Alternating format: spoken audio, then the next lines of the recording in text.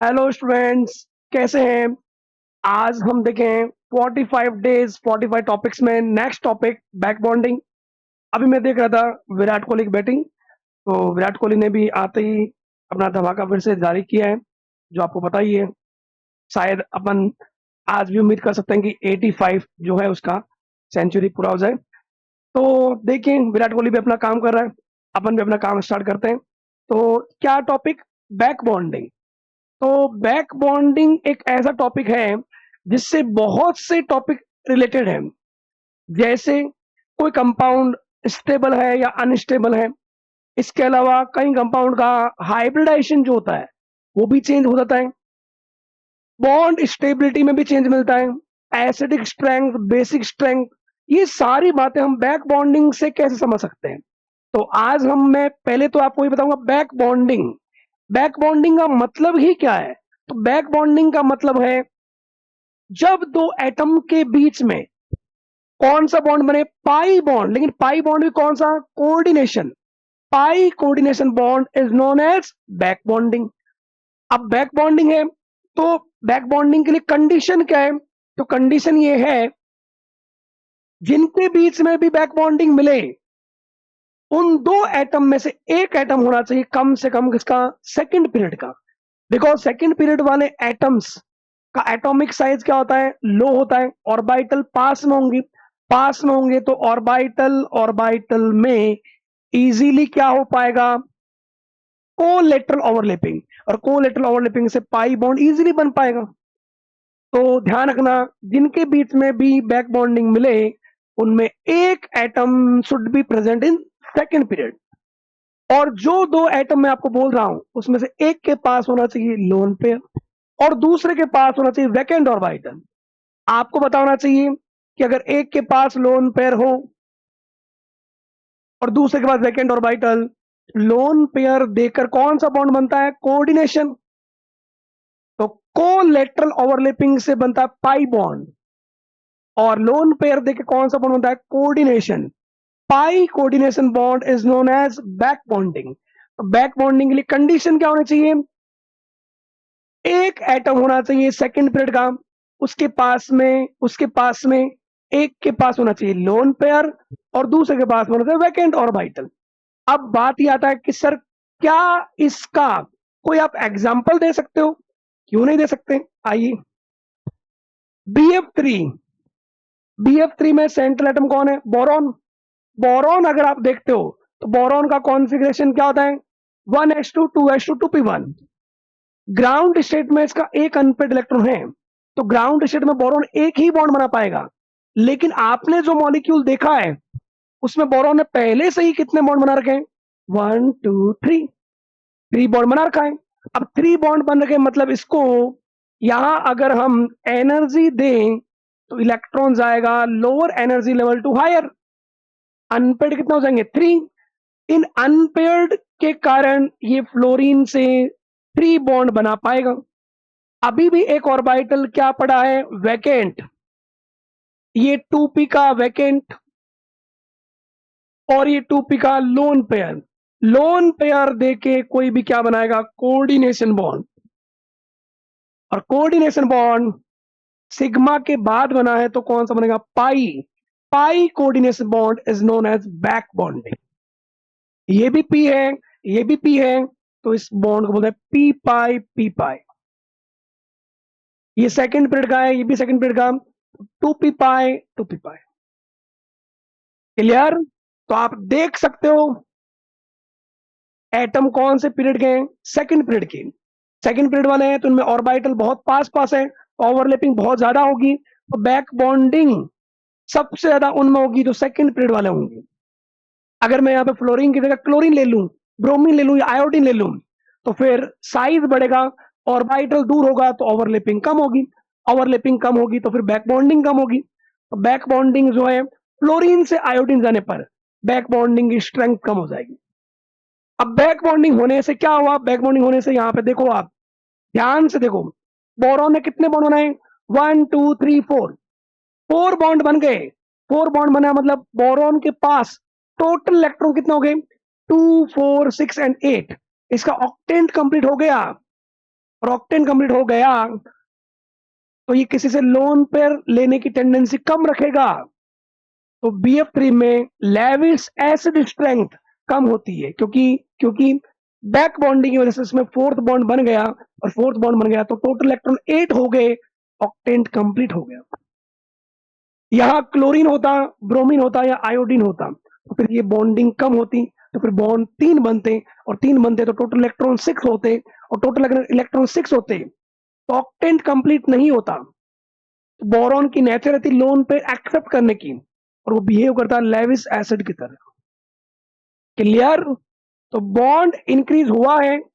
अब bond increase हुआ है तो कौन कौन सी प्रॉपर्टीज इससे चेंज होती है? तो बैक बॉन्डिंग से bond order, number of bonds देख लो। इस बॉन्डिंग से पहले कितने टोटल बॉन्ड थे? 1 2 3, 3 बॉन्ड थे, बट एक बॉन्ड इंक्रीज हुआ। बॉन्ड इंक्रीज हुआ, नंबर ऑफ बॉन्ड को ये अपन बोलते हैं बॉन्ड ऑर्डर। तो बॉन्ड ऑर्डर जो है इस BF3 में बॉन्ड ऑर्डर, टोटल बॉन्ड कितने हो गए फ्लोरीन, टोटल बॉन्ड कितने हो गए 1 2 3 4 4। और बैक बॉन्डिंग ये भी कर सकता है, ये भी कर सकता है, ये भी कर सकता है, तो एवरेज बॉन्ड ऑर्डर कितना आ गया 4/3। अगर ये बॉन्ड नहीं होता तो फिर single bond single bond single bond, bond order आता 1। बैक बॉन्डिंग होने से बॉन्ड ऑर्डर इंक्रीज हुआ, और बॉन्ड ऑर्डर इंक्रीज हुआ तो बॉन्ड एनर्जी, उसको ब्रेक करने के लिए जो एनर्जी चाहिए वो भी इंक्रीज हुई, और बॉन्ड एनर्जी इंक्रीज होगी तो स्टेबिलिटी भी इंक्रीज होगी। और कुछ मॉलिक्यूल में हम ऐसा देखेंगे जहां हाइब्रिडाइजेशन में भी चेंज मिलेगा, इसके कारण बैक बॉन्डिंग की वजह से। और हाइब्रिडाइजेशन अगर चेंज मिलता है तो हाइब्रिडाइजेशन पर डिपेंड करता है ज्योमेट्री। कौन डिपेंड करता है? ज्योमेट्री। और एक मैं आपको बताऊंगा लेविस स्ट्रेंथ। तो देखिए कैसे, ये एक कंपाउंड है 1 2 3, CH3 को अपन क्या बोलते हैं? मिथाइल। कितने मिथाइल? 1 2 3। ट्राई मिथाइल एमीन, ये कौन है? सिलिकॉन, SiS3, इसको बोलते ट्राई सेलिल एमीन।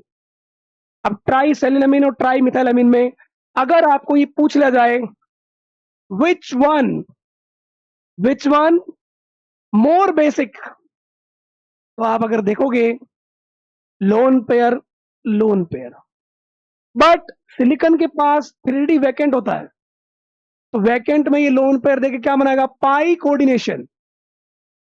बट यहां तो कार्बन, कार्बन ने कितने बॉन्ड बना लिए? 1 2 3 4, 4 बॉन्ड बना लिए। कार्बन के पास कोई वैकेंट ऑर्बिटल नहीं होता, तो यहाँ पे बैक बॉन्डिंग absent होगा। बैक बॉन्डिंग absent होगा तो मतलब ये लोन पेयर इस पे लोकलाइज है, यूज नहीं हुआ है, अवेलेबल है। तो लोन पेयर जो डोनेट कर सकता है वो क्या होता है? Lewis base. और जिसके लोन पेयर यूज हो गए बैक बॉन्डिंग में, बैक बॉन्डिंग में यूज हो गए मतलब अब इसके पास लोन पेयर देने के लिए नहीं है, तो ये लेविस बेस की तरह बिहेव नहीं करेगा। दोनों में से ज्यादा बेसिक कौन होगा? Tri methyl amine are more basic than tri silyl amine. तो मतलब बैक बॉन्डिंग होने से लेविस बेस स्ट्रेंथ कम हो गई। तो आप एक पॉइंट ध्यान रखना, बैक बॉन्डिंग इनवर्सली डिपेंड होता है लेविस स्ट्रेंथ। और क्या चेंज हुआ? और चेंज देखो यहाँ पे ध्यान से देखना, यहाँ बैक बॉन्डिंग नहीं हुई तो यहाँ पे nitrogen 1 sigma 2 sigma 3 sigma 1 lone pair, 3 sigma 1 lone pair जब भी होता है तो हाइब्रिडाइजेशन होगा sp3। और ये जो ज्योमेट्री होगी ये क्या होगी? पिरामिडल। मतलब मैं ज्यादा सही होगा कि शेप बोलूं, शेप क्या होगा? पिरामिडल। बट यहाँ पे ये बॉन्ड बना है pi bond, 1 sigma 2 sigma 3 sigma, ये 3 सिग्मा है sp2। sp2 की ज्योमेट्री होती है ट्राइगोनल प्लेनर। तो बैक बॉन्डिंग की वजह से इसकी ज्योमेट्री चेंज हो गई, क्या हो गई? ट्राइगोनल प्लेनर, जबकि ये क्या है? पिरामिडल। तो मैंने आपको बोला था पीछे कि बैक बॉन्डिंग की वजह से हाइब्रिडाइजेशन चेंज मिल सकता है। हाइब्रिडाइजेशन चेंज हो गया, देखो sp2 हो गया, और हाइब्रिडाइजेशन चेंज हुआ तो क्या हुआ? sp2, तो उसकी ज्योमेट्री क्या हो गई? Trigonal planar. क्लियर? इसके अलावा जो मैंने लास्ट बोला था लेविस स्ट्रेंथ, तो लेविस स्ट्रेंथ जो है वो इनवर्सली होता है बैक बॉन्डिंग। बैक बॉन्डिंग जिसमें हुआ है उसका लोन पेयर यूज हो गया, मतलब उसकी लेविस स्ट्रेंथ डिक्रीज हो गई। क्लियर? कुछ मॉलिक्यूल और देख सकते हैं, जैसे ये कंपाउंड है, ये कंपाउंड अगर आपको मिले B3N3H6 इन ऑर्गेनिक बेंजीन, इसमें आप देख रहे होंगे बोरॉन बोरॉन बोरॉन बोरॉन तीन है, नाइट्रोजन 1 2 3, हाइड्रोजन 1 2 3 4 5 6।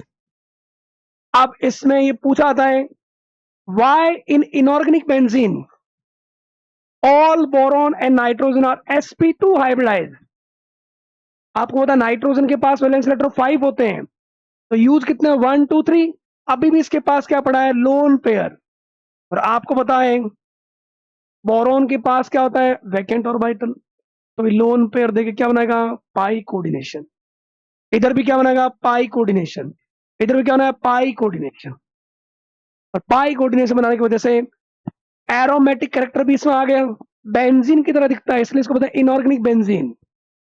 और ये यहाँ पे पाई बॉन्ड बनाने से पाई बॉन्ड हाइब्रिडाइजेशन पार्टिसिपेट नहीं करता। तो इस नाइट्रोजन का भी आएगा sp2, इसका भी sp2, इसका भी sp2, sp2, sp2 and sp2।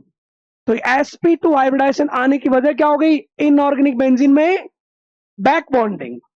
Clear? तो बैक बॉन्डिंग की वजह से ये इतनी प्रॉपर्टीज चेंज मिलती है। तो आप देख लो बैक बॉन्डिंग कितना इंपॉर्टेंट है, और इस लेक्चर को देख के उस पर क्वेश्चंस करो, तब आपको कॉन्फिडेंस मिलेगा कि जेई में हर साल आपको जो क्वेश्चन मिलता है बैक बॉन्डिंग का, वो कितना आसानी से हम कर सकते हैं। क्लियर? बैक बॉन्डिंग के लिए कंडीशन क्या है, क्या होना चाहिए, दो एटम में से एक होना चाहिए सेकंड पीरियड का, एक के पास लोन पेयर और दूसरे के पास वैकेंट ऑर्बिट। क्लियर? तो ये आपको ध्यान रखना है बैक बॉन्डिंग में। तो जुड़े रहिए आर्म्स एकेडमी के साथ, ऐसे ही मजेदार वीडियो आपको मिलते रहेंगे। किसके लिए, जेई मेंस के लिए। Thank you so much.